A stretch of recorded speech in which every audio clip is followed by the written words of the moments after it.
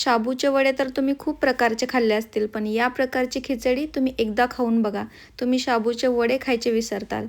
चला तर मग बनवूयात आपण ही शाबूची मस्त अशी खिचडी.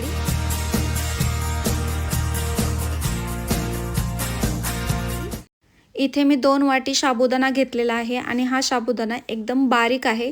तुम्ही मोठा पण घेऊ शकता. या शाबूमध्ये मी जास्त पाणी नाही टाकणार आहे, फक्त 1 कप त्याच्यामध्ये पाणी टाकून हे 2 तासासाठी आपल्याला भिजत ठेवायचे.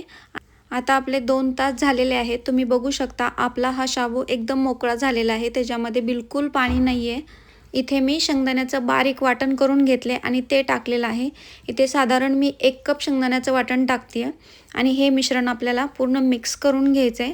आणि हे आपल्याला मिक्स झाल्यानंतर याच्यामध्ये आपल्याला अर्धा चमचा हे मीठ टाकायचं आहे आणि मीठ टाकून हे आपल्याला मिश्रण परत हलवून घ्यायचं आहे.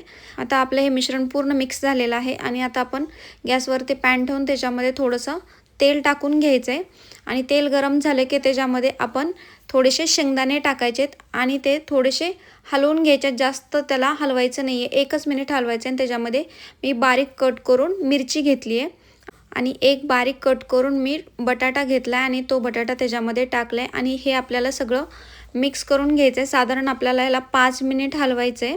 आता तुम्ही बघू शकता आपले जे बटाटे होते किंवा शेंगदाणे होते ते आता एकदम सॉफ्ट झालेले आहे. त्याच्यामध्ये आता आपण जे आपलं मिश्रण होतं शाबूचं ते त्याच्यामध्ये टाकून घ्यायचं आहे आणि याला सगळीकडून हलवून घ्यायचं आहे.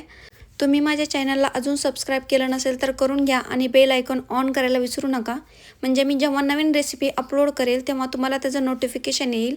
आता आपला शाबू हा मस्त हलवून झालेला आहे बघा, थोडासुद्धा चिटकत नाही आहे खाली, म्हणजे हा परफेक्टली आपला भिजलेला आहे. आणि 5 मिनटं हे लो फ्लेमवरती आपल्याला झाकून ठेवायचं आहे.